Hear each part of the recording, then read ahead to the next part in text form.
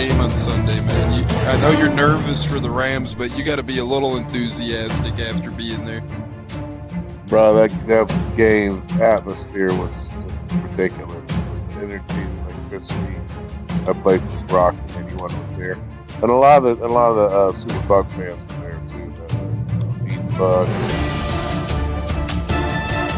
Tampa Tones. We are joined by lead goon tonight, host of the Pat and Aaron show of WDAE, Pat Donovan. And it sounds like Stunna is bumbling a little bit. Going to put him on mute for a second until that gets a little clear. But we're joined by Pat Donovan. It looks like Stunna's hanging out with Cheech and Chong in a car with the windows up or something over there. It does look like we got a little... No, my camera's broke.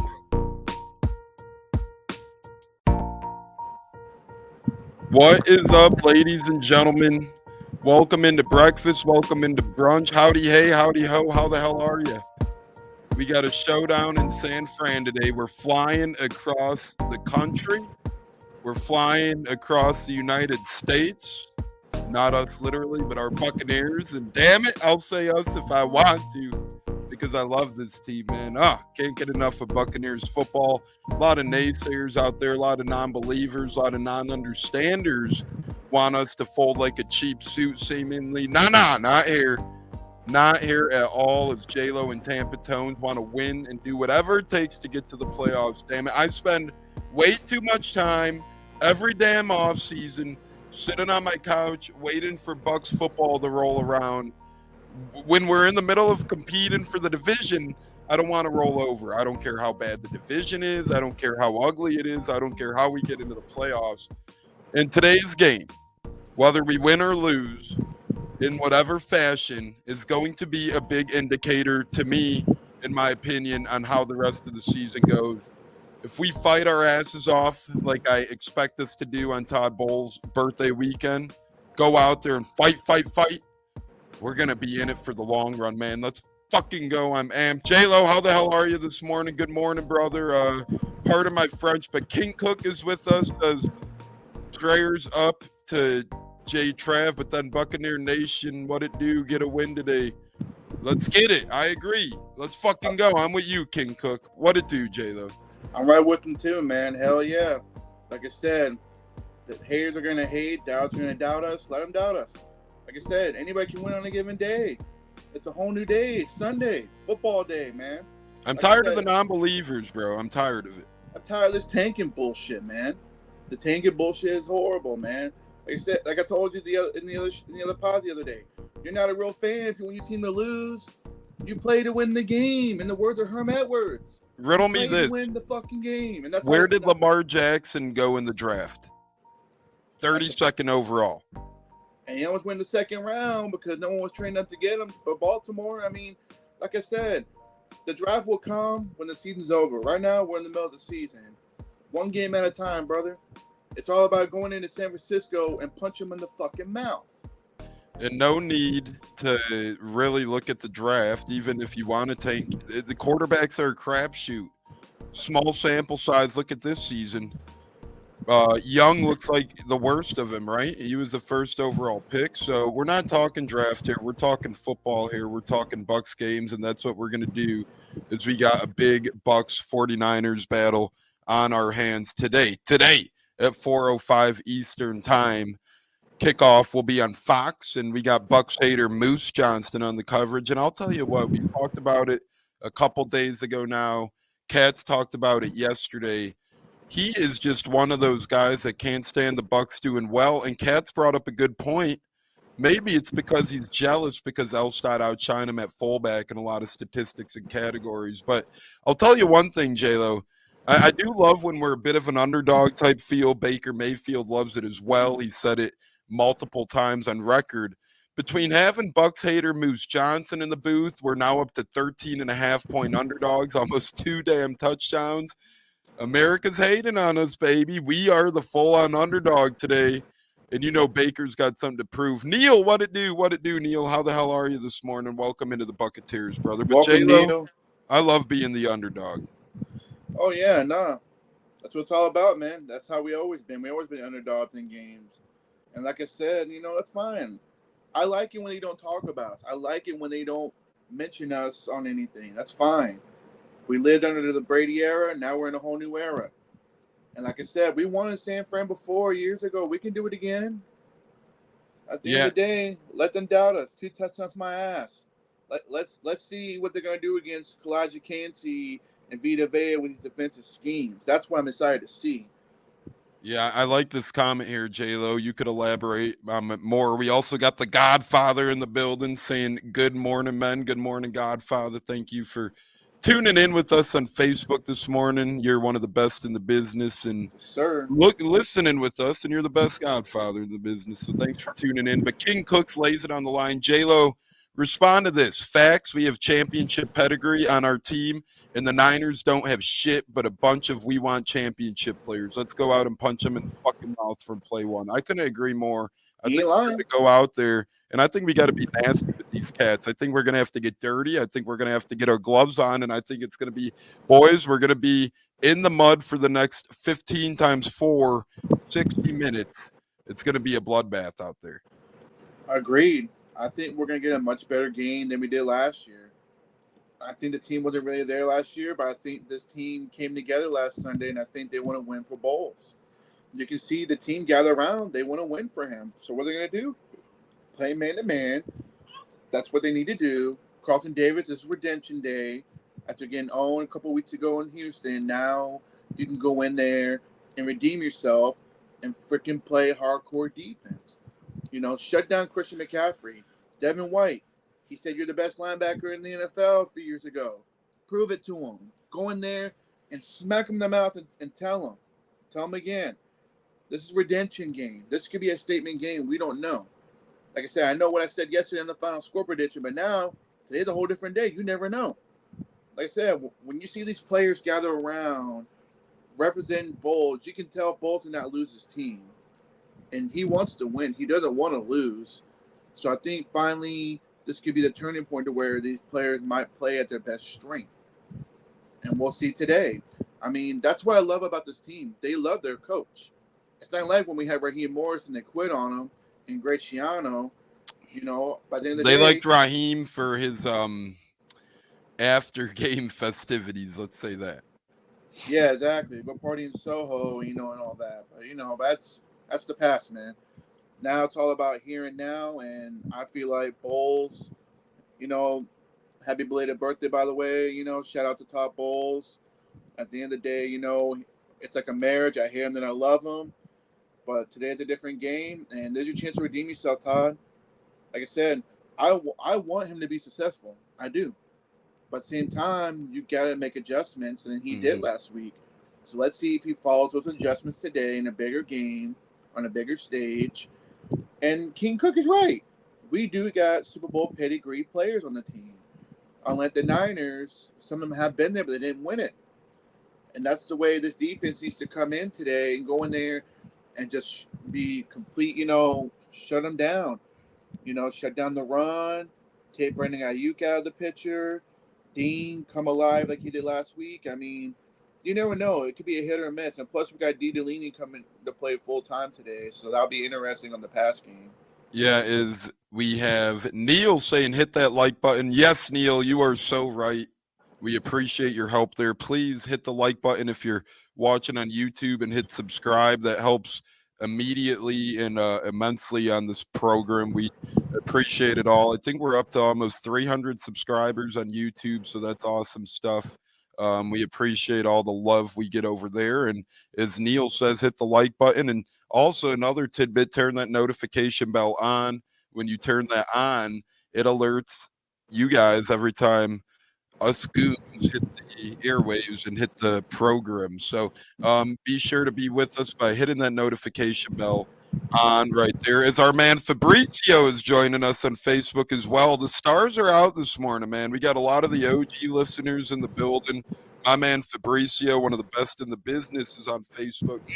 Godfather's joining us. King Cook, Neil, it's just cooking in here. Speaking of cooking, King Cook says Dean and Davis are going to have to play out of their minds today. You elaborated on that a little bit, J-Lo. I'm going to go into it a little more. I think Davis has a huge redemption day today. I think a lot of people were hating on Carlton the week prior after that Texans game, and deservingly so a little bit. He even said he had the worst game of his career. He said it was a nightmare out there in terms of the coverage. He was like, man, it's literally your worst nightmare as a defensive back is having a game like that. So I think Carlton Davis shows up in a big way today. I think he responds in a big way. A wide receiver like Jamar Chase just doesn't come out of his ass and pull Carlton Davis as the best guy he's ever went up one-on-one against, right? He's not just going to lie about that. He's not just going to randomly say that. It does him no good to say something like that. So I think Carlton Davis comes out and plays a hell of a game today. Secondly, I think Jamel Dean plays a hell of a game today, carries his momentum over from last week, which he did an oh-so-amazing job as Bucs by 30 himself, Zach Johnson, friend of the programs, has joined us on Facebook now as well. But thanks for tuning in, Zach. But secondly, Jamel Dean, hell of a game last week. I think D-Hop got away with several offensive pass interferences. I think he stiff-armed Jamel Dean a couple times. Jamel Dean didn't get the call, but Jamel Dean shut him out. If you look up D-Hop and Henry's stats from last week and combine them collectively, they didn't even sniff 50 yards. That means Jamel Dean had a hell of a game. So I think Jamel Dean carries the momentum over. And, oh, by the way, Jamel Dean is a huge, huge fan of Todd Bowles. He loves Todd Bowles. He was cheesing. They made these Todd Bowles T-shirts, which is incredible. And they actually say, in Todd we trust on them. So whether the fans trust Todd or not, the players definitely do. And as fans of the team, we got to remember, sometimes, we're not as big as this team. We got to appreciate what they're doing, appreciate their support of their coach. If they're rallying them around him, so should we. And to be quite honest with you, I think Todd Bowles must think, timeouts are like stocks where you can save him and spend him over time. But that would be my biggest critic of the man is use your timeouts in the first half. You can maybe scrape a couple more points away. But other than that last week, I think he had a nice game. I think he had good adjustments, as you alluded to, J-Lo. And I'm going to be quite honest with you. When I met Todd Bowles a couple years back, not this past April, but the April before, right after, he got named the Bucs head coach. I only talked to him for about 5 minutes or so, but man, he is one of the brightest football minds you could ever chit-chat with. I chit-chatted with him about defense in the Super Bowl for about 5 minutes. It was just an incredible experience getting to know him a little bit. He's a really good football mind, J-Lo. The team's bought in. I mean, I think he's a great guy. Could he be a better head coach? Sure. But let's remember, he still has time to prove, right? He did win a division champ last year. It wasn't pretty. But let's be honest at the same time. The people who doubt that division champ last year and say, oh, we had Todd Bowles couldn't help Tom Brady. Todd Bowles and Tom Brady, and he couldn't get past the first round. That's the whole narrative we hear, right? But those same damn people are the critics about Brady last year saying, oh, this team was hindered because of Brady at the same time. So within itself, they're giving them an oxymoron right there. They're saying Brady hindered us last year. And at the same time, they're saying Bowles couldn't get past the first round with Brady. Well, what one is it? Was Brady hindering us? Or was it Bowles hindering Brady? Because you guys are saying the same damn thing. And it's really getting old, J-Lo. And, I mean, hell, again, do I think Todd Bowles is the greatest coach in sliced bread? Absolutely not. But we could do worse. You look in Chicago, you see Eberflus out there. My Lord. You look in Washington, you see Riverboat Ron. He's a joke. You look around the league, you see Bill Belichick shivering his ass off, with his little winter frickin' cap on, looking like he doesn't even want to be on the sideline. Sure, I get it. Todd Bowles doesn't show a ton of emotion, but we're not the players. We don't know what he's doing behind the scenes. Obviously, he's moving a lot of people and he's touching a lot of people's hearts behind the scenes if they're making T-shirts about him. Nothing against, a lot of our past head coaches. I love them all. B.A., Dungy, Gruden, all those guys. Schiano I love too. I didn't care for Dirk. I didn't care for Lovey. But at the end of the day, you don't see the players making T-shirts for any of them. Who do they make them for? Todd Bowles. So As Neil says, please don't keep running the damn ball. J-Lo reactions to Todd Bowles being important to the locker room, and Neil saying don't run the damn ball. And I'll continue to say this, J-Lo, real quick. People keep asking me, who is the next Bucs head coach going to be? And I keep saying Todd Bowles, because if we hit the 7-win mark my words, if we get to 7 wins, he's going to be back. And people will say, why would he be back at 7 wins? Well, last year we won the division, and if we didn't tank against Atlanta last year, we would have went 9-8. He would have been over 500 with the division title.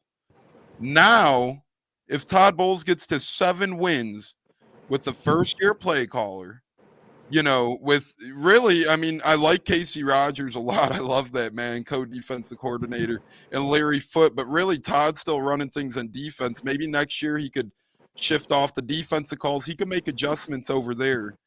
And everybody complained about Baker coming into the year. Oh, what are you doing with the O-line? Jensen's out. It's going to be a disaster back there.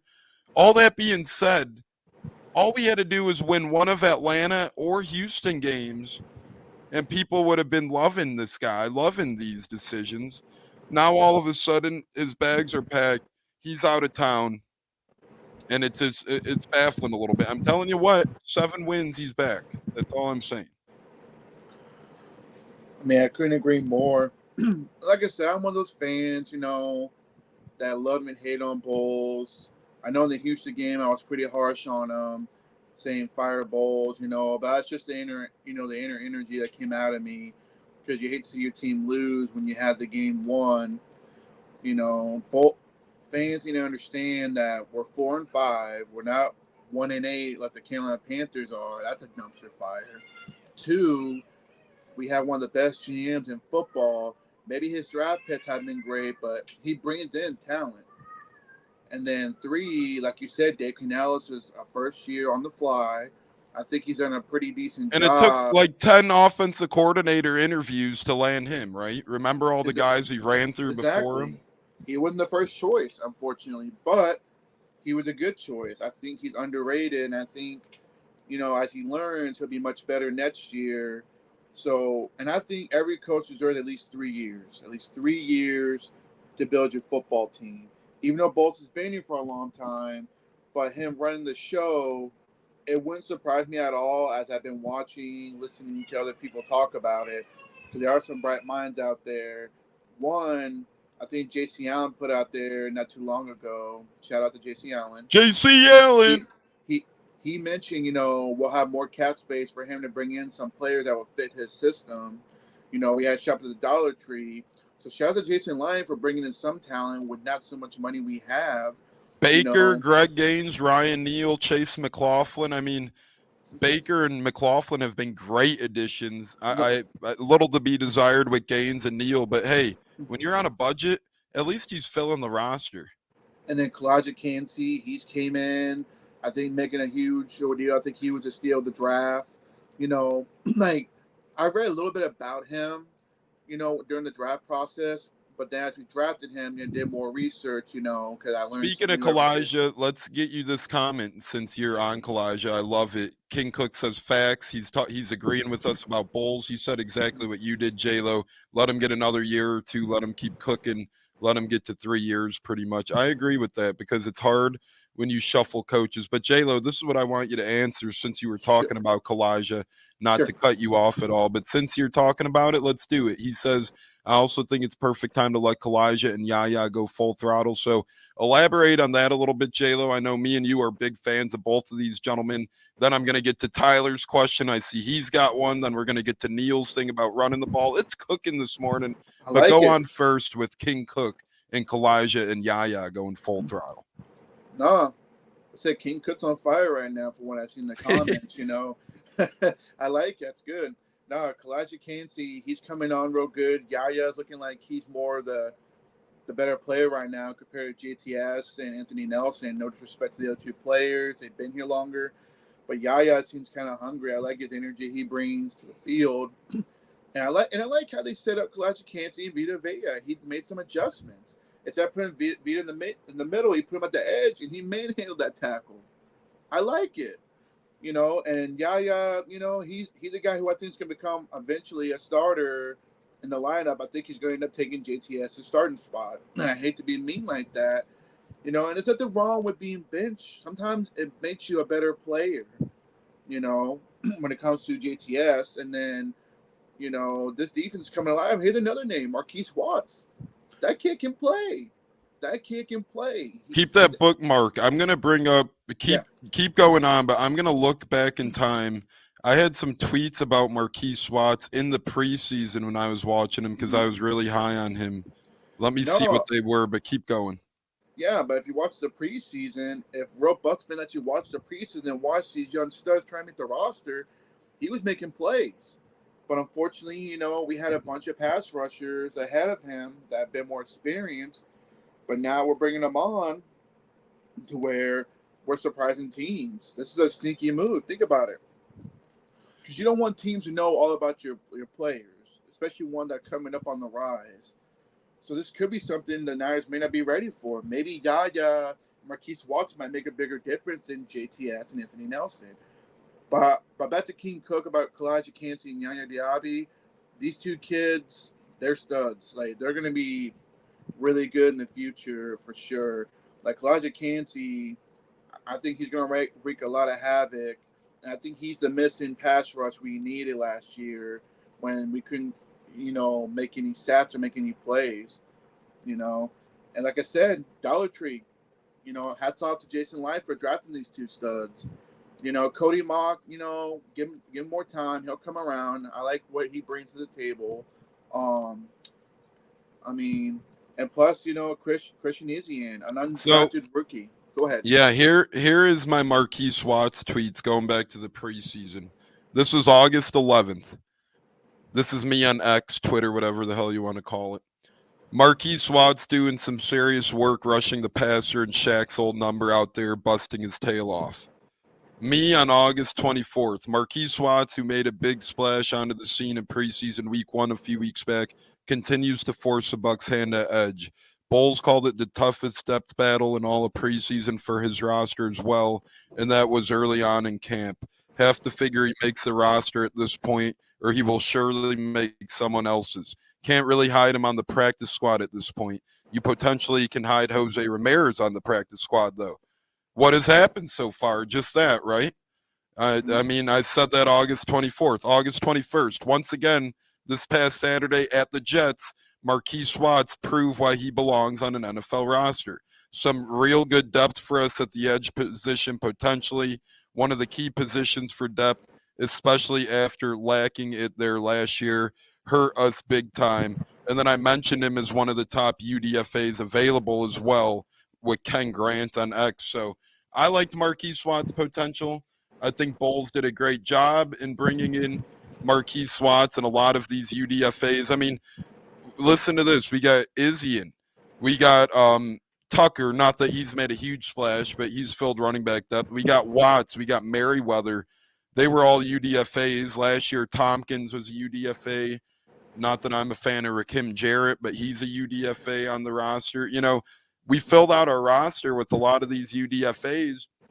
And again, that's more of the bargain bin shopping he's elaborated to. As we'll get to Tyler's here, then I'll let you answer Neil's question about running the ball. But Tyler says, I think we'll surprise some people today.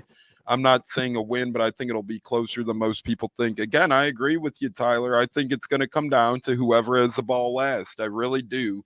Whether it's a defensive battle, whether it's an offensive back and forth, firing away, I think it'll be down to who has the ball last. I predicted yesterday a 26-24 win with the Chase and McLaughlin game-winning field goal in our favor. So I think it's going to be Chase McLaughlin taking it home today, J-Lo. And I agree with Tyler, man. Maybe he misses that kick. Maybe we lose slightly, but regardless, win or lose, I think that we're going to be talked about in a different spectrum after this game regardless. I think more people will respect us. And at the end of the day, we really haven't looked that bright. I know the Bills game was a little close, but between the three elites we've played, Buffalo, Detroit, Philly, none of them were complete blowouts, but none of them were really, in the game. At halftime, we were in all those games. Halftime, we were in each of one of them, but then they kind of pulled away in the second half. Took us a late little hoorah rally against Buffalo to kind of make it close. But today, I just want to see a 4-quarter competitive game from the Buccaneers. I want to see us stay with it, and I want to see us really be competitive, whether we got to run or pass, and that's where Neil comes in. What say you, J-Lo? Please don't keep running the damn ball. If you're gonna keep running the ball, don't run it up the middle. Don't go with the interior offensive lineman. That's where I think our weakest point is. If you're gonna run the ball, I say you go more counter, have bad toss, or do like some reverse sweeps. If you want to get creative, that's my explanation on running the ball, because that's what's been killing us. Is that we're trying to go up the middle, up the gut. Our interior linemen aren't that good enough for it, unfortunately. And I hate to say it that way, because we got a rookie in Cody Mock, who I think will need another year. You got Robert Hainsey, who's kind of regressed, in my opinion, compared to last year. And Let's then remember what he is, though, a backup center. Not saying yes, not saying he I'm not, had, no, I'm not saying he's a bad player or anything like that. But I see a difference from last year to this year. But he's used to playing tackle and guard, in my opinion. But for him to come in the way he did, can't get any worse than that. And then I think we finally got the right guy in at left guard with Aaron Stinney over Matt Filer. To me, Matt Filer is a swing tackle at this point. To me, use him as a swing tackle if you're going to run the ball for extra blockers, in my opinion. So that's why I was saying run counter more than run up the gut. If you run counter to left or right, I'll go after Chase Young. I'll go on the right side, not my bad. I'll go on the left side because obviously, they're going to put Nick Bosa against Luke Gadecki. They're not going to put him against Tristan Wirfs. I already know that ain't going to happen. And go ahead, keep down Luke Gadecki. Because let me tell you something. That kid, he's been playing pretty damn good ball at right tackle. He shut down Aiden Hutchinson. So it wouldn't surprise me if we're able to kind of move the ball by throwing it a little bit. It's just Canales has got to be ready to open the playbook today. This is the time. I know he's trying to hold everything back, but this is the time to open the playbook, get the ball to your playmakers like Mike Evans and Chris Godwin. But run the ball wise, I say you run counter or run halfback toss and let Rashad White get out in the open, and let's see if he can make some misses happen. I'm not expecting us to run the ball well today, but I do expect some play action, creative plays to get, yardage close to the first down. Instead of third and long, third and short, third and 2, third and 3, instead of third and 9. I mean, and plus time of possession, take the ball away from the 49ers offense. That's one thing I stress about, is that's why you want to run the ball to kind of run the clock down a little bit. Because I don't want the Niners having the ball with seconds left and they have to get a game-winning field goal because they're probably going to get to it. The kicker's been kind of mediocre for them. So if they're going to run the ball, like I said, counter, halfback toss. Don't run it up the gut. Don't run up against, Hargrave and who's the guy, Armstead. Don't run up the middle. You want to go counter. Run against the edge rushers and Chase Young or Nick Bosa. Because I feel like we can contain those two pretty decent with our tackles. And now we're going to do our Bucs Bets segment where we look into the world of Vegas a little bit and see how we like our Buccaneers and the odds of some of these bets today. And this is courtesy of the Bet Rivers Sportsbook. And that's where these odds exactly come from. So, J-Lo, let's start with the outcome right away. Let's not pull no punches. The Buccaneers money line right now sits at 550. If you put $10 on the Bucs to win straight up and they win, you'd win $55. Are you risking that $10 straight up to win $55 for the Bucs to win? Hell yeah, I would. $10 all day. $55, let's do it. Point spread, 13.5 points. So this would be bet $10, win $10 as long as the Bucs lose by 13 or less. Are you taking the Bucs spread today? 13.5. That thing keeps growing. It opened around 10.5, grew up to 13.5. What say you on the Bucs spread? That's why I wouldn't take it, because I feel like we're going to keep it close and lose by maybe a touchdown or a field goal at this point. I know I said 10 points yesterday, but I think it'll be a lot closer than the experts think. I don't think it'll be a 2-score loss at this point. So you're taking the 13 with the Bucs. I would take the 13 as well. I think that the Bucs are going to cover that 13 easily, rather easily at least. I think it's going to be a 6 to 8 point game if we lose. I think we're going to win though by 2. My score prediction yesterday, I'm sticking with it, 26 to 24 with the Chase McLaughlin game-winning kick. But I'm taking that 13 points with ease, and I'm riding with that 13 points. Over under here, J-Lo, 42 in this one, meaning the Bucs and 49ers have to get to more than 42 points combined for the over to hit. Do you think it goes over 42 or under 42 collective points? I think it'll go under 42. At this point, I think it'll go under 42. I think this will be a good defensive game to where we'll just keep everything under 42 points for sure. I don't see that many points scored like last year. I think we'll definitely keep the Niners in the 20s, and then we'll be in the teens, hopefully in the 20s. But that's the way I see it. Mike Evans is times 180 to get into the end zone. So if you put $10 on Mike to get a touchdown, you win $18 if he does. Do you think Mike gets into the end zone? Do you think that $10 turns into the $18, or would you not bet on Mike Evans finding his way into the end zone today? I mean, it's hard not to bet on a Mike touchdown at this point, in my opinion. I think he's going to really go out there, and I think he's going to continue to perform well. I think he knows contracts and money are on the line, and I think Evans, despite some drops, is going to catch one today. And Miles, Miles, my man from high school, thanks for joining us. I can see Evans getting a pair of TDs. No surprise if the Bucs secondary can stop the Niners. It will be a Bucs win. Close one, though. I agree there. I'm right there with you. So we pretty much almost have the same score prediction. Love it, Miles. Love it. Woo! Give us that adrenaline, baby. We love when people are on the good guys' side. As Andrew David joins us on Facebook as well. We got a good crew this morning. J-Lo, what say you? First off, would you take the Mike Evans bet? $10 to win 18. For sure. He's the one that seems to be getting open lately. Just Baker's not catching him at times. I think he's going to be the playmaker today and make those big catches and get touchdowns. I know in the big games he's been kind of like, MIA, but now I think today's the day where he'll come alive and, be motivated to, get the ball from Baker and get in the end zone, and no drops today.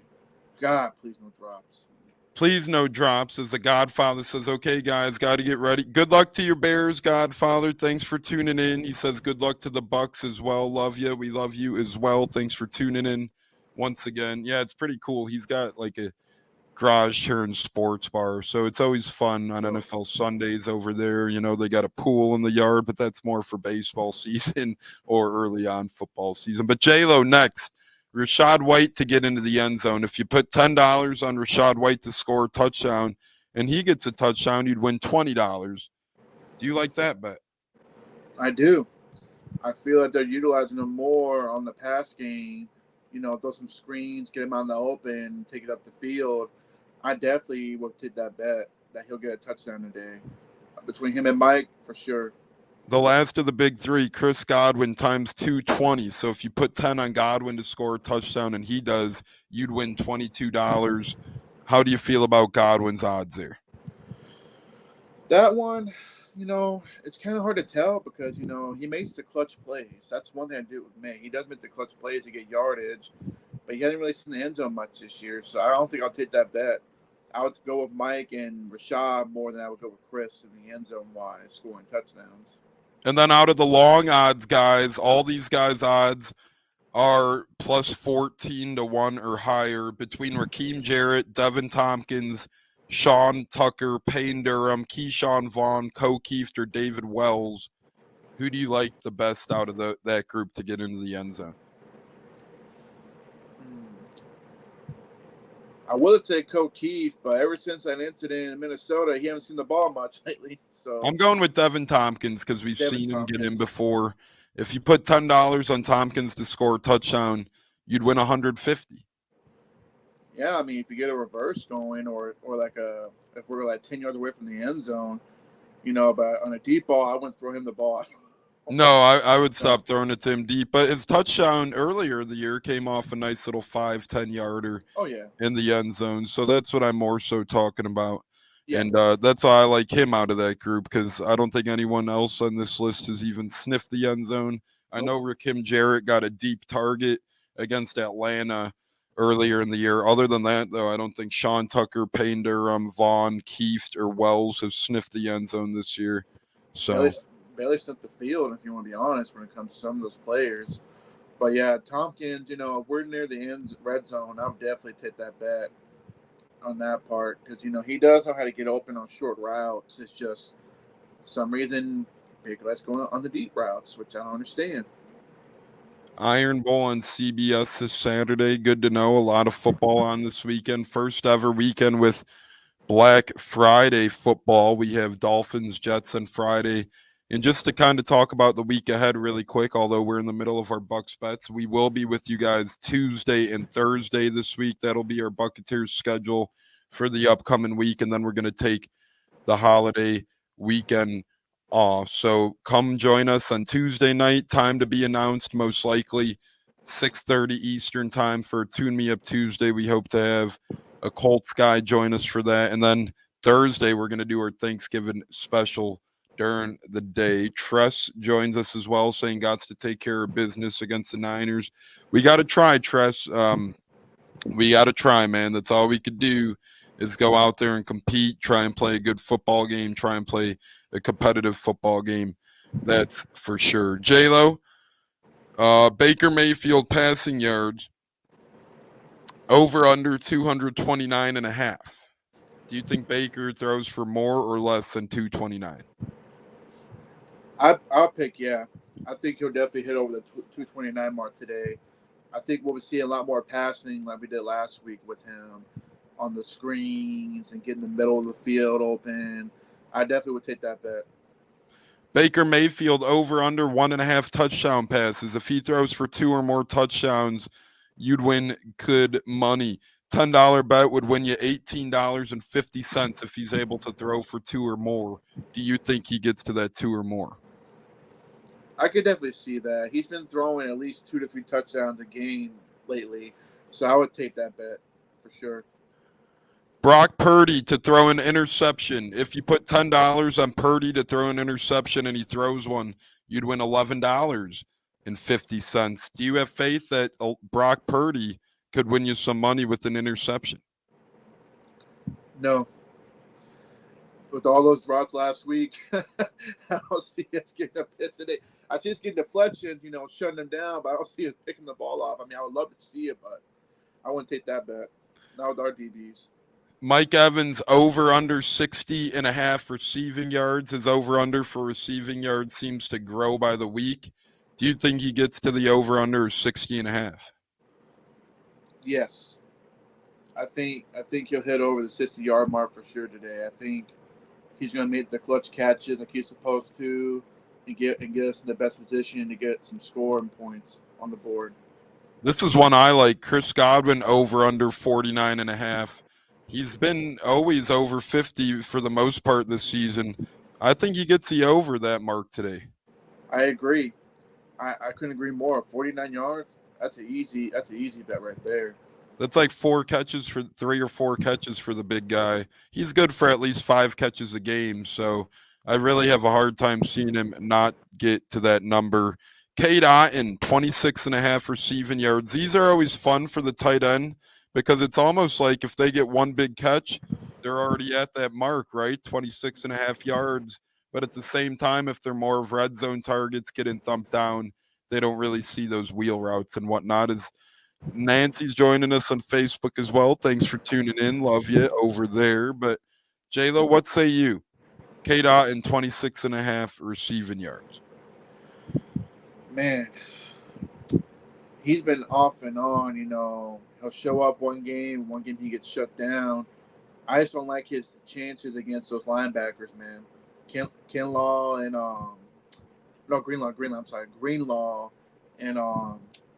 whatever the other guy's name is. Fred Warner.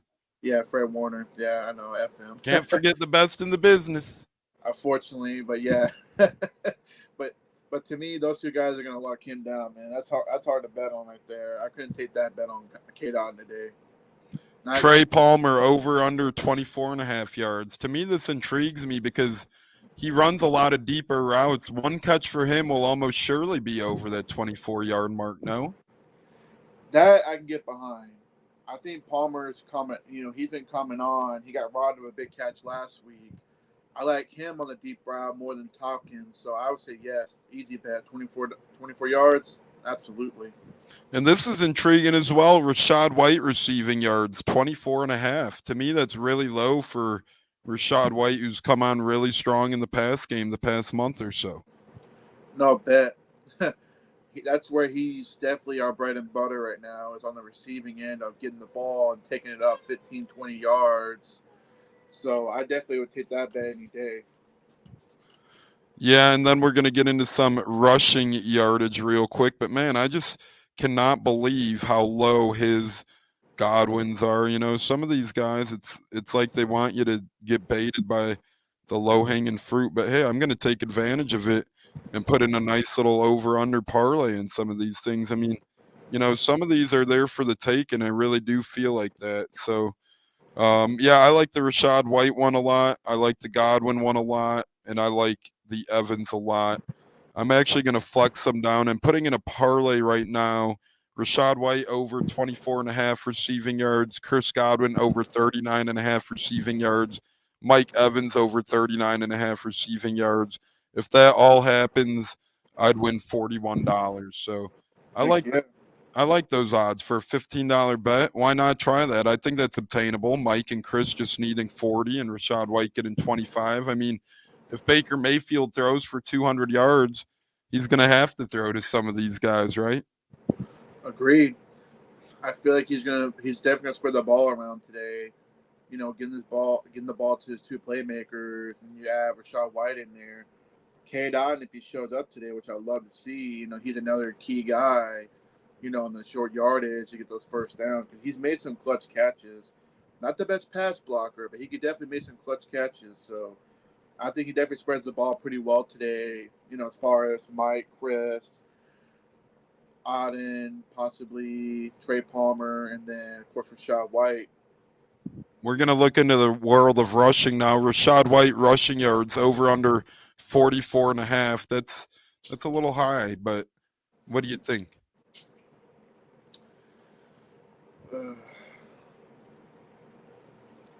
That's tough, man. You said Rachaad White rushing the ball? Yep, Rachaad White rushing yards, 44.5. I say under. I don't see us run the ball well today, but get in the passing game, I think he will. I think this is the one game where he's not going to get a lot of rushing yards on that D-line. Yeah, and then kicker points. Chase McLaughlin over under 5.5 points. So pretty much if Chase either gets 2 field goals or 1 field goal and 3 extra points, the over 5.5 will hit. Do you see Chase McLaughlin getting over 5.5 points? Definitely. That's a definite. I think we're going to get a couple of big field goals, like on the deeper end of it for sure. Yeah, let's get into tackles now. Antoine Winfield Jr. over under 5.5 tackles. Do you think Winfield gets to 6 tackles in this one? Easily, yes. I think he'll definitely get probably about 8 tackles today, if you ask me. He's been all over the field. He's been our best defensive player, on the DB side of the ball. We're not even going to go over interception odds because you don't think Purdy will throw one. But if you guys are curious, Jamel Dean is times 975. So if you bet 10 on Dean, you'd win 97.50 over there. And then if you bet 10 on Winfield, you'd win 87.50, so on and so forth. Sacks, over under half a sack for all these guys. Just name which one you would take for the Bucs out of these, J-Lo. You could pick Shaq Barrett. If he gets a sack, $10 would win you $18.50. Kalijah Kancey, if he gets a sack, $10 would win you $24.50. Same with JTS, $10 would win you $24.50. Or Vita Vea, $10 would win you $19. So out of Vita Vea, JTS, Kalijah Kancey, Shaq Barrett, what odds do you like the best? I say Vita Vea. I think Vea's going to be the one to get in there and get after the quarterback today. I think he's our sack leader right now, and he's our sack leader for a reason because he gets in there and get after the quarterback. So I'll take the bets on Vita Vea all day. Yeah, I like Vita Vea. I'm going to roll with the young bull. I'm going to go with Kalijah Cansey times 24.50, betting 10 on him to get a sack for 24.50. Brock Purdy's usually pretty good about getting the ball out in a good time, but Kalijah Cansey's been really quick in what we've seen this year, and I think he could cause disruptions back there today, especially with Vita playing. Those two together go like peanut butter and jelly. As J.C. Allen from Sports Illustrated joins. J.C., how's it going, brother? Welcome back into the Buccateers. We're going to do our 6 minutes now, our quick six, where we go around the world of the NFL and pick football games here. So let me get the song rolling for this. We're going to get the music rolling for our quick six. J-Lo, here we go. Quick six time around the world of football, where J-Lo and I and anyone else on the Buccateers goes around the world of the NFL and gives you our quick predictions of those games and the spreads in those games. J-Lo, we're starting at 1 o'clock Eastern games. Packers are at home underdogs. They're getting 3 points at home against the Chargers. Who you got, Packers with the 3 or Chargers? I like the Packers at home. I think they'll make a strong case today at home and defend their home turf, and they'll beat the Chargers. Yeah, give me the Chargers in that one. I think that they're the better football team, and I think they're playing better football right now. If you look at the Packers, their 3 wins came against some struggling teams at those points in time, including the Bears, including the Rams without Matt Stafford. Those are the likes that the Packers have been beaten up on a little bit. And, it took a miracle for them to beat the Saints earlier this year as well, although Chargers have to travel far. Give me the Chargers in that one. Steelers, Browns. Browns are at home, and although they're without their quarterback, 2.5-point favorites. Who do you like in that one, Pitt or Cleveland? Oh, Pittsburgh. Defense is too good, man. I think they're starting the rookie today. Yep, Dorian Thompson-Robinson. Yeah. DTR. Like I said, their defense will keep them in the game, but Pittsburgh's defense is just too strong. Without Deshaun Watson, Nick Chubb, it's going to be a long day for Cleveland. Yeah, I agree. I like Pittsburgh in that one. I like them a lot, especially getting points, right? Not that they've been the greatest thing since sliced bread, but give me Mike Tomlin over Coach Stefanski any day of the week as well. I like Steelers in that one by a pretty good margin as well. I'd even take them straight up. I don't need the 2.5 there. I would take Pittsburgh straight, getting good odds. If you put 10 on Pittsburgh to win straight, you'd win $10.80. Give me that 80 cents, damn it, all right?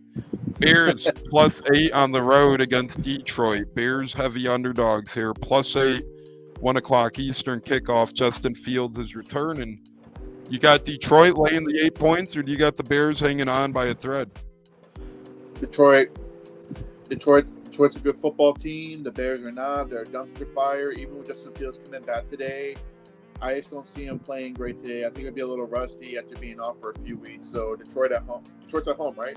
Yep. Yeah, Detroit at home. Easy pick. Cowboys at Carolina. Cowboys -11 in this one. Heavy favorites on the road against Bryce Young and the Panthers. 1 o'clock Eastern there. Frank Reich's seat is getting mighty hot down in Carolina. Do you think it gets a little hotter after today?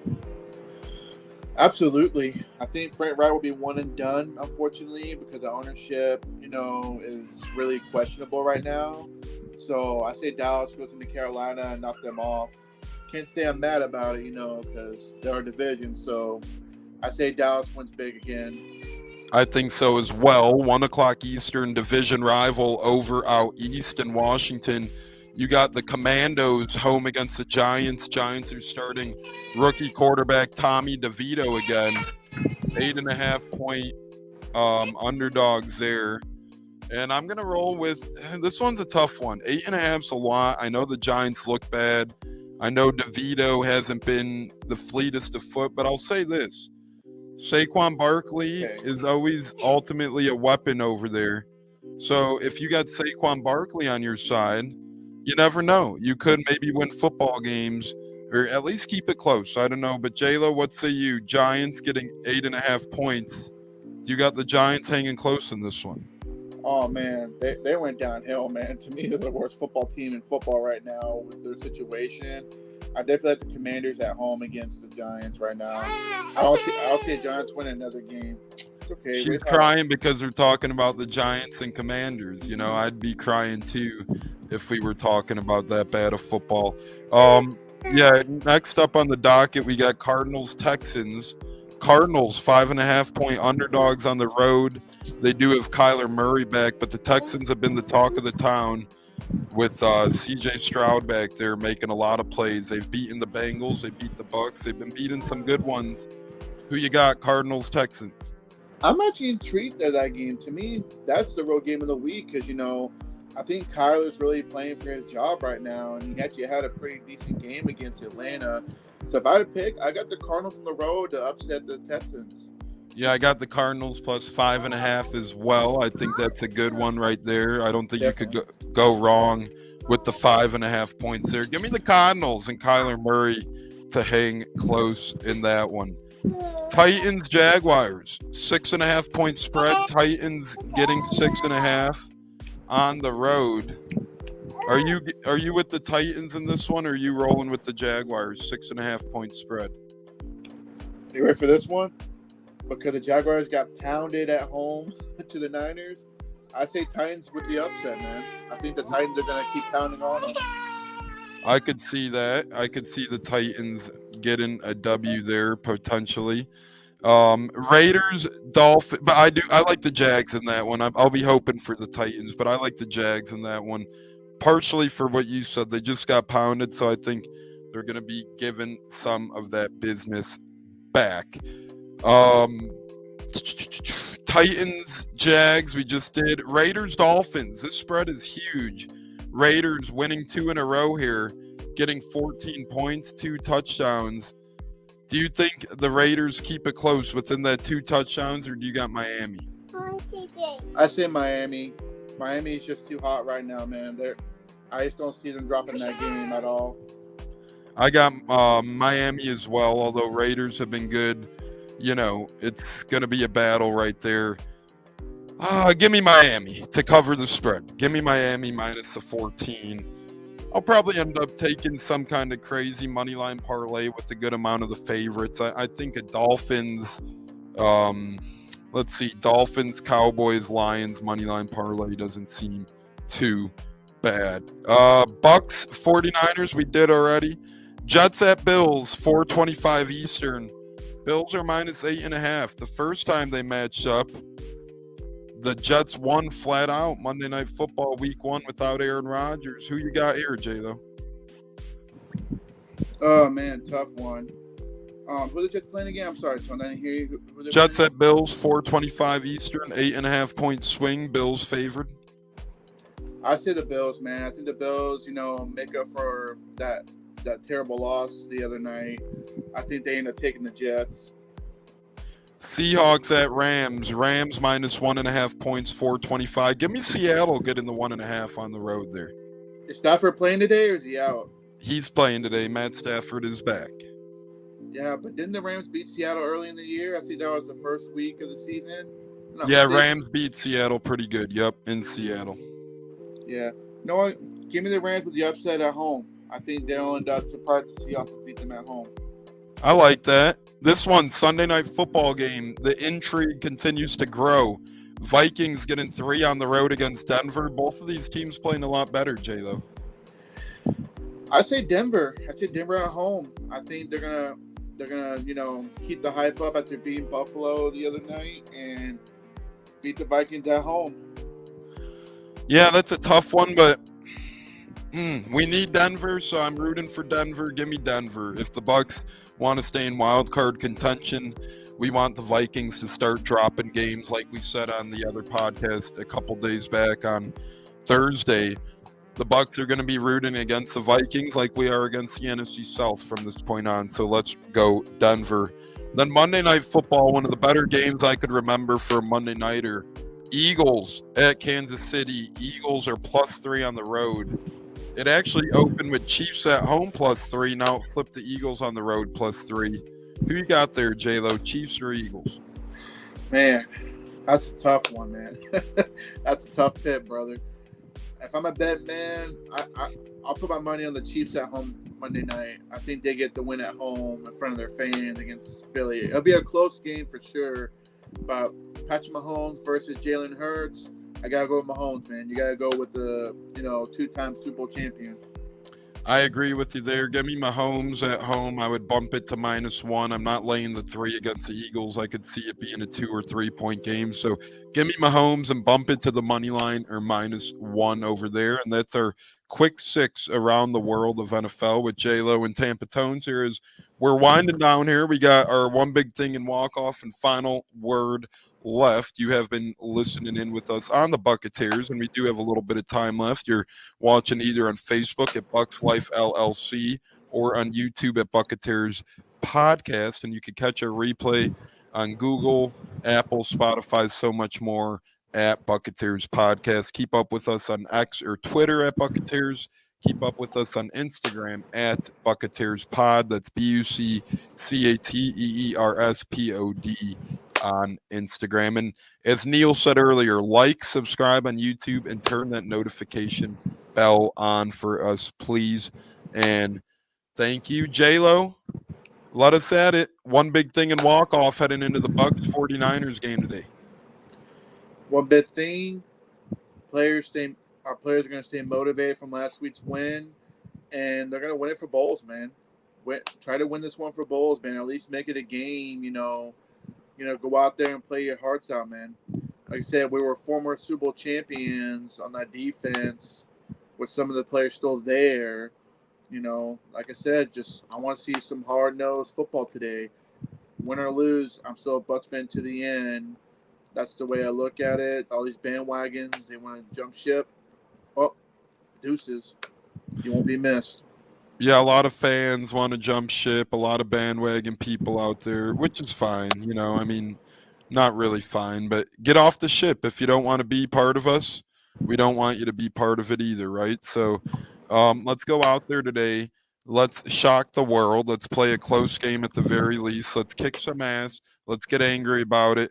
And let's really get a big-time dub today here against San Fran. At least play close, respectable football, but damn it, I want the win. Give me the win, please. That's all I'm seeking today. I love nothing more than the Bucs to win. And a lot of people go, oh, wow, we didn't have this on our sheets. Well, too late now. Too late to join the bandwagon now. Once the game's been played, once it's all said and done, far too late to come crying back, in my opinion. So let's see how it's handled today, and we will go from there. J-Lo, one last thing I want to say before we get to our final word. Score predictions from yesterday. Stunna has the Niners routing us 42-17 with Ayuk as his player of the game. Cats has them beating us pretty good 31-16 with McCaffrey as his player of the game over there. And then you had 28-18 with Cansey as your player of the game. I had 26-24 with Chase McLaughlin as mine. Pops 31-27. Is there any rebuttal of the score you would want to do? I say bump 18-20. I think we'll lose by a touchdown score. I think we'll manage to get in the 20s. I think we'll be trailing most of the game, but keeping it close. And then probably the last 10 minutes of the game, I'll see Baker driving it downfield to make it a touchdown game, and maybe try an outside kick to get the ball back, but we haven't left it on onside kick in years. So I said 27-20 Niners still, but play a close game, keeping it, not to a blowout like Stunner's thinking. I don't think we'll give up 42 points today. Yeah, I don't think we're going to be giving up that many points either. That's why I got the 26-24 coming down to a Chase McLaughlin field goal. I think we win it. As Neil says, Bucs win. Hey, he's got the same score as me, 26-24. That's my guy right there. I'm on your train, Neil. I got the 26-24 train. Pep and Steppin, 17-14 Bucs win an OT. Now we're getting our Bucs reinforcements out. Now we're getting into full effect here. I agree, man. I think we're going to shock the world today. I'm sticking with my 26-24 prediction. I think we go out there, fight our ass off, and have a hell of a game. J-Lo, final word, brother, here on the Buccateers on this way too early pregame show, a little later than usual, playing in the East Coast. Hey, prove me wrong, Bucks. Prove me and a few other, Buck fans wrong that, you're going to go in there and fight and get a dub. Try to go out there and prove a lot of people wrong. Go out there and play your ass off. And like I said, no tanking. Enough the tanking bullshit. Cut that out. I'm tired of talking about draft stocks. This is not the Bucs from 2010 all the way to 19. This is a different Bucs squad that says I want to win, and they can take the division easily because the other division teams suck. And fire the damn cannons, man. Let's go. Let's go fucking invade San Francisco and prove all the doubters wrong. Go Bucs. Let's go out there. Let's invade them. Let's try and get a win, man. That's all I'm saying. Leave nothing on the line. Give everything you got out there. I don't want to see any foolery, schmuckery, any of that shit. I want to see a good, clean, competitive football game, damn it. I want to see the Bucs go out there and shock the world. And I'm really just hoping that the Bucs played fired up. Pop says he's sticking with 31-27 score prediction as well. So we have more of the Bucs on our side now. Steppin', Peppin, Neil, me, Pops. We think it's going to be a game.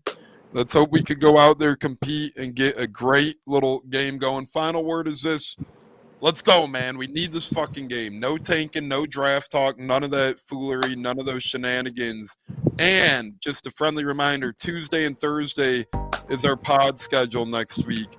Then we're giving the weekend off for the holiday as I'm heading down to Indianapolis for the showdown with the Colts. But we'll worry on that one when it's time. Right now, San Fran is a task at hand. And Moose Johnson, we'll be watching you today, bud. You better not be hating too much, or you best bet my Twitter thumbs are going to be coming towards Fox to get you out of that booth, brother. J-Lo, Any last words, my man? Go Bucs, baby. And fuck the haters. It's time to go. Go time. Now we're going to get a chance to grill, cook, watch some other game on the red zone. And then come 4 o'clock, it's go time, baby. Go Bucs. Let's go. 3-2-1 Bucs. Touchdown Tampa Bay, and field goal is good. Chase McLaughlin wins us the game. 26-24. Bucs win. Chase McLaughlin, you are the real deal. You are incredible. Gene Decker off on the call there. That would be incredible if the Bucs win. But fire the damn cannons, everybody. Go Bucs. Have a hell of a Sunday. We're less than 40 minutes till the 1 Eastern kickoffs. Go enjoy them. Go really soak it in. By the way, a little bit of NFC South news. The Falcons have named Desmond Ridder the starter again out of the bye week next week. So no more Taylor Heineke. In comes Desmond Ridder back for the Falcons next week. It's been a blessing. Let's get the Bucs to 500 today. Shock the damn world, right? Texans shocked us. Why can't we do it against San Fran? On behalf of J-Lo, Tampa Tones, and the rest of the guys, Stunna, Bucko, Bruce, Huncho, and Katz, we'll be with you guys on Tuesday. Until then, fire the damn cannons. Go Bucs. Let's get a damn W today. Go Bucs, baby. See you, J-Lo. See you, buddy.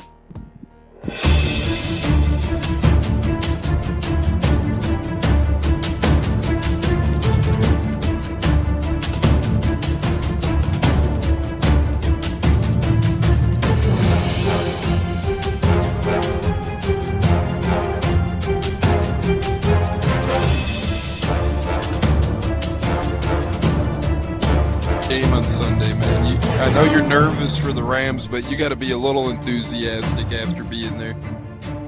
Bro, that game atmosphere was ridiculous. The energy, the electricity. That place was rocking. Anyone was there, and a lot of the Super Buck fans were there too. Beat Bucs. Tampa Tones. We are joined by lead goon tonight, host of the Pat and Aaron Show of WDAE, Pat Donovan. And it sounds like Stunna is bumbling a little bit. Going to put him on mute for a second until that gets a little cleared. But we're joined by Pat It looks like Donovan. Stunna's hanging out with Cheech and Chong in a car with the windows up or something over there. It does look like we got a